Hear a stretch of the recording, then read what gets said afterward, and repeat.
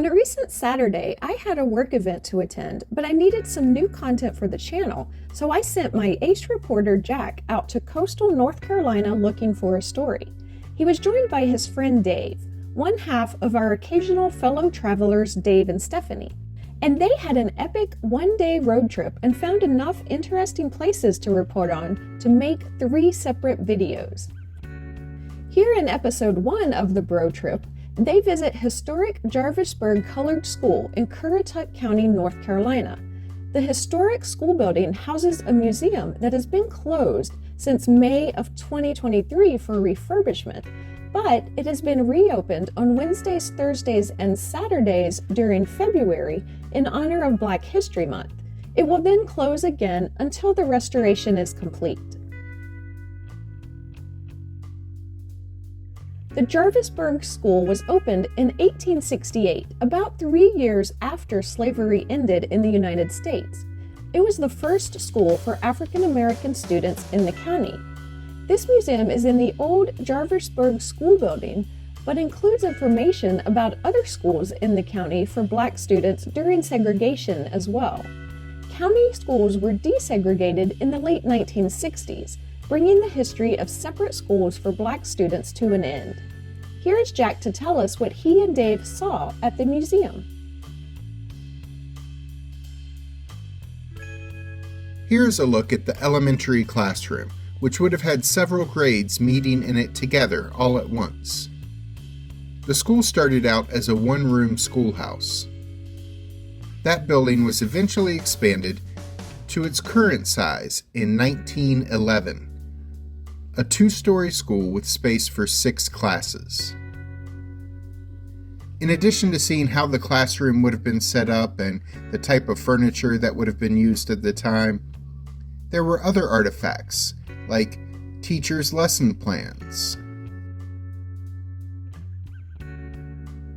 and students' report cards.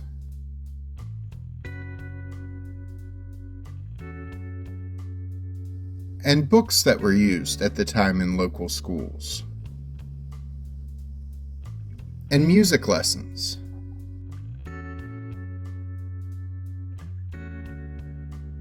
And an old wood stove, like the one used to try to keep the school warm on the coldest of winter days.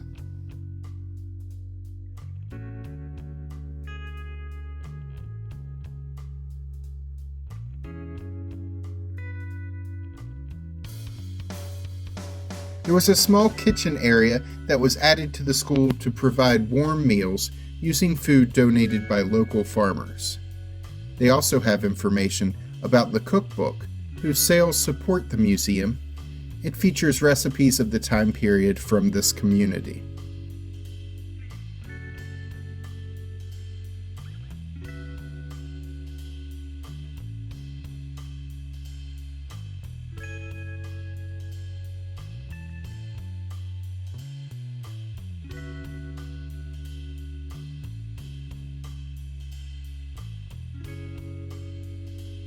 While it was all fascinating, the best part of the museum was seeing videos where former students in the county's African American schools shared their stories. And there were some other testimonials in written form that you can read as you move about the museum. We learned about how the students often had to walk 2 to 3 miles to and from school, while kids attending the white schools nearby had transportation. And about how the Black schools would close for a couple weeks at a time for students to help their parents pick cotton or handle other chores on the farms.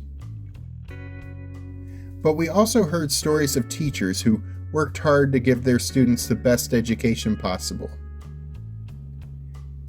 And we heard about students who went on to be successful in their careers, who raised families, and accomplished a great deal of admirable things in their lives, even though the deck was unfairly stacked against them in their early years.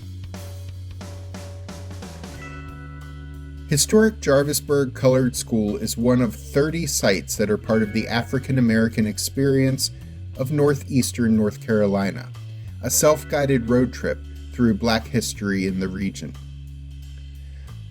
Another stop on the trail is right next door, Corinth Missionary Baptist Church. This historic black church opened in 1866, 1 year after slavery was abolished in the U.S. Though this is not the original church building, this congregation is one of the longest-running active congregations in the county. In the cemetery behind the church is another piece of the region's black history. It's the gravesite of Captain Benjamin J. Bowser. He was the second man to serve as captain of the all-African American life-saving crew at the Pea Island Life-Saving Station. That station has a fascinating history, which you can pause here to read. Captain Bowser was named captain when the first captain of the African American life-saving crew passed away. We've talked about the U.S. Life-Saving Service, a predecessor to the Coast Guard, before on our channel. The story of this all-African American crew and their daring rescues is a significant part of that history.